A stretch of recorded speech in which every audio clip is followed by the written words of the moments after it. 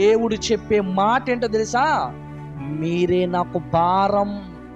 అప్పుడప్పుడు మనం అంటాం కదండి, ఇంట్లో ఏ పని చేయక, అవునా, వృధాగా తింటూ లేస్తూ, ఏమంటే ఏ కష్టపడకుండా ఉండని వాడిని ఏమంటావు? నువ్వు నాకు భారం అయిపోయావురా, భారం అయిపోయావు.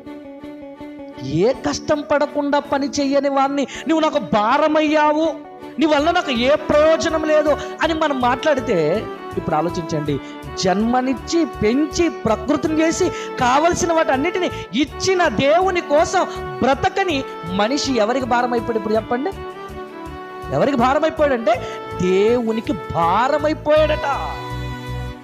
యెహోవా, ఎవరయ్యా నీకు భారం అంటే అని అంటున్నాడు, నాకు మనిషే భారం. అందుకేనండి ప్రకృతి దగ్గరికి వెళ్ళి చెప్పుకుంటున్నాడు, ఆకాశమా ఏంటి మహాప్రభు, చెప్పండి ఏంటి ఈ విషయం ఏంటి? మేమేమైనా తప్పు చేస్తున్నామా మీ పిల్లల పట్ల? లేదు లేదు,